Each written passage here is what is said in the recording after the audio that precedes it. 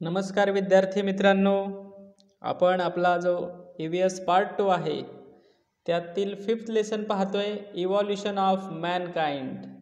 आणि हा लेसन पाहत असताना यापूर्वीचे 2 व्हिडिओ मी यापूर्वीच अपलोड केलेले आहेत. आता यातील हा शेवटचा पार्ट आपण पाहणार आहोत. मित्रांनो, यापूर्वीच्या व्हिडिओमध्ये आपण स्किल्ड ह्यूमन म्हणजे कुशल मानव की जो आपल्या हातांचा स्किलफुली वापर करत होता, कौशल्याने वापर करत होता, त्याला स्किल्ड ह्यूमन म्हटलं होतं. त्यालाच होमो हॅबिलिस असं सुद्धा म्हटलं होतं. त्यानंतर त्याच्या पुढची स्टेज पाहिली आपण होमो इरेक्टस की ज्या ताठखाण्याचा मानव होता, की जो ताठ उभा राहू शकत होता, तो होता होमो इरेक्टस. त्यानंतर त्याच्या होमो इरेक्टसपेक्षा त्याच्यापेक्षा पुढची स्टेज होती निअँडरथल मॅन की ज्याचा ब्रेन चांगल्या प्रकारे विकसित झाला होता.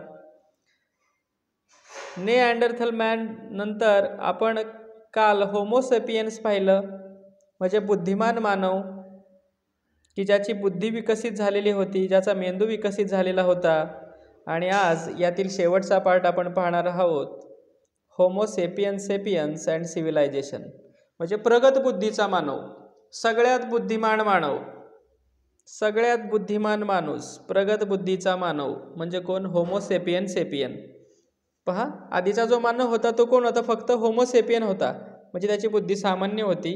आणि हा होमोसेपियन सेपियन आहे म्हणजे त्याची बुद्धी सगळ्यात प्रगत आहे. Homo sapiens sapiens is the name given to the humans as their capacity to think and develop even further than that of Homo sapiens. म्हणजे होमो सेपियन सेपियन असं त्याला नाव का दिलेलं आहे? त्याची जी इंटेलिजंट होता, त्याचं जी कॅपॅसिटी होती विचार करण्याची, कॅपॅसिटी टू थिंक, त्याची विचार करण्याची जी क्षमता होती ती होमो सेपियनपेक्षा जास्त होती, त्याच्यापेक्षा डेव्हलप झालेली होती. म्हणून होमो सेपियन पेक्षा बुद्धिमान म्हणून त्याला, त्याच्यापेक्षा जास्त बुद्धी, ज्यापेक्षा जास्त कॅपॅसिटी म्हणून त्याला होमो सेपियन असं म्हटलेलं आहे. The capacity of their brain, त्यांच्या मेंदूची जी क्षमता होती, कुणाची? होमो सेपियनची. And their grasping power also developed further with time. Homo sapien नंतर जसा वेळ गेला तशी त्यांची ग्रास्पिंग पॉवर आणि कॅपॅसिटी टू थिंक, त्याची विचार करण्याची क्षमता जी होती ती काय झाली? वाढत गेली. म्हणून होमो सेपियनच्या नंतर डेव्हलप झालेला ह्युमन कोण होता? Homo sapien. We the modern humans are homo sapiens. आपण जे आहोत ना, आपलं जे सायंटिफिक नेम आहे ते कोणतं आहे? Homo sapien. आपण मागच्या ज्या प्रजाती होत्या, होमो हॅबिलिस असेल, होमो इरेक्टस असेल, निअँडरथल मॅन असेल, होमो सेपियन असेल, त्यांच्यापेक्षा आपण जास्त विचार करू शकतो, जास्त क्षमता आहे आपले विचार करण्याची. म्हणून माझे विद्यार्थी असतील, मी असेल, तर आपण कोणत्या प्रजातीमध्ये येतो? Homo sapien. प्रगत बुद्धीचे मानव आहोत आपण सगळे. आपली बुद्धी विशाल आहे, आपली बुद्धी खूप प्रगत आहे. The appearance and health characteristics of human beings indicate their similarity to their ancestors. This is known as heredity. मित्रांनो, आता इथे नीट लक्ष द्या, कारण की इथे खूप महत्त्वाचा टॉपिक सांगितलेला आहे आपल्याला. आपण काय शिकतोय? हेरिडिटीला मराठीमध्ये अनुवंशिकता म्हणतात. माणसं जे असतात ना, माणसं आणि त्यांचं जे माणसं कशी दिसतात, त्यांच्या आरोग्याची वैशिष्ट्ये कोणती असतात, हे कशावर अवलंबून असतं? त्याच्या अनसेस्टर्सवर. अनसेस्टर म्हणजे त्याचे पूर्वज. म्हणजे माणसांचं दिसणं आणि त्यांचे आरोग्यविषयक वैशिष्ट्ये ही त्यांच्या अनसेस्टर म्हणजे पूर्वजांसारखी असतात.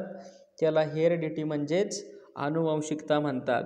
म्हणजे मी कसा दिसत असेल, माझे पूर्वज आहेत, माझे वडील किंवा माझे आजोबा पणजोबा, मग माझ्या शरीराची वैशिष्ट्ये किंवा मी कसा दिसतो तर मी त्यांच्यासारखा दिसत असणार आहे. म्हणून ही जी वैशिष्ट्ये आहेत ह्युमन्समधली, त्याला हेरिडिटी म्हणजे अनुवंशिकता असं म्हणतात. Genetics is a science that studies heredity. अनुवंशिकतेचा अभ्यास करणारं विज्ञान कोणतं आहे? जेनेटिक्स या विषयामध्ये अनुवंशिकतेचा अभ्यास केला जातो.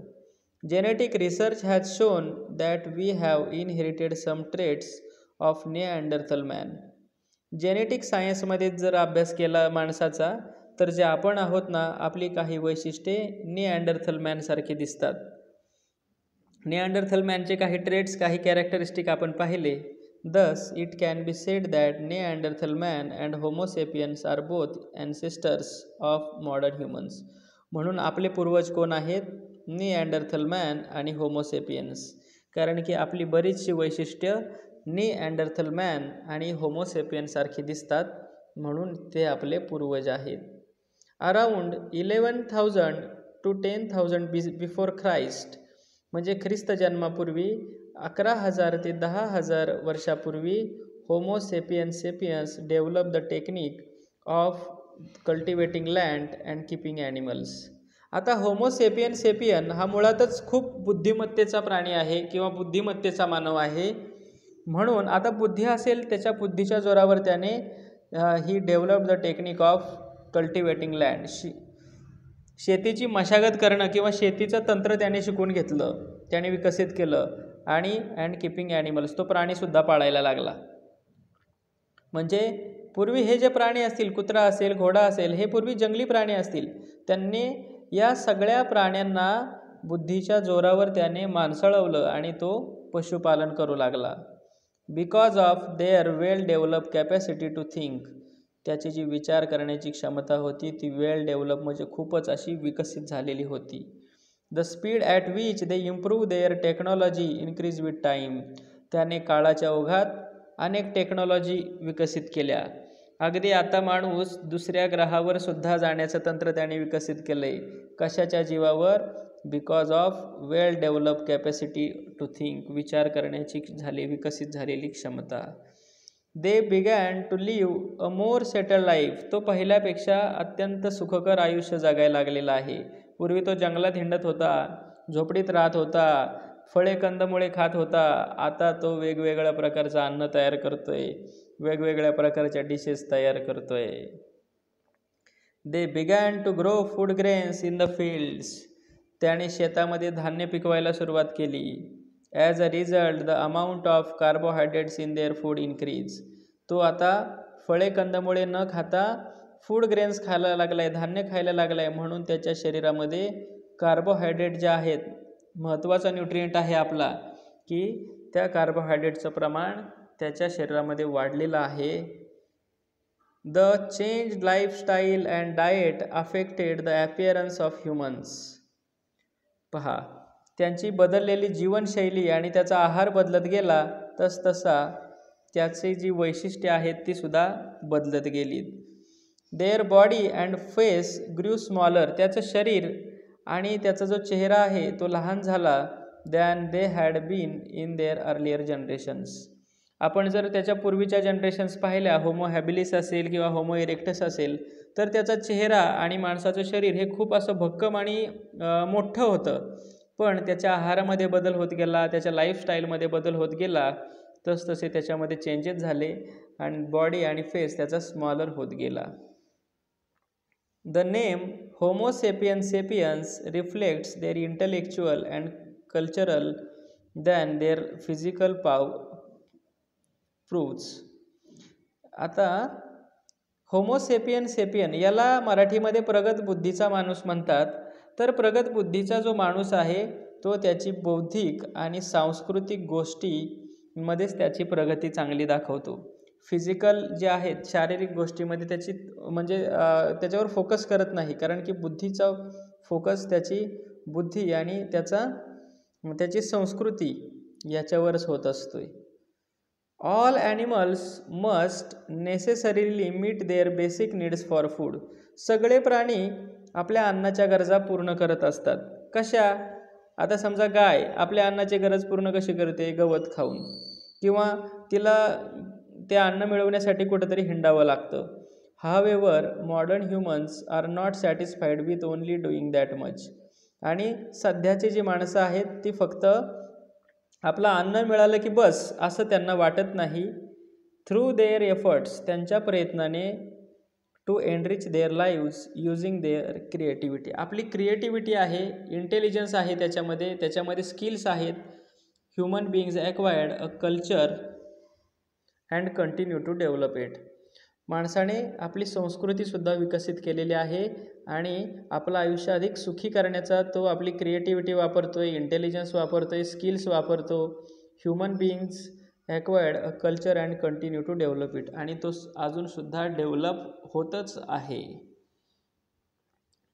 The technological and cultural progress achieved by modern humans after the beginning of agriculture and domestication of animals has been extremely rapid. त्याची जी तांत्रिक प्रगती आहे टेक्नॉलॉजीमधील किंवा संस्कृतीमधील, ती केव्हा झालेली आहे? After the beginning of agriculture, शेतीची सुरुवात केल्यानंतर. पूर्वी माणूस शेती करत नव्हता. शेतीची सुरुवात केल्यानंतर त्याची टेक्नॉलॉजिकल आणि कल्चरल प्रोग्रेस जे आहे, प्रगती आहे, सुरुवात झालेली आहे.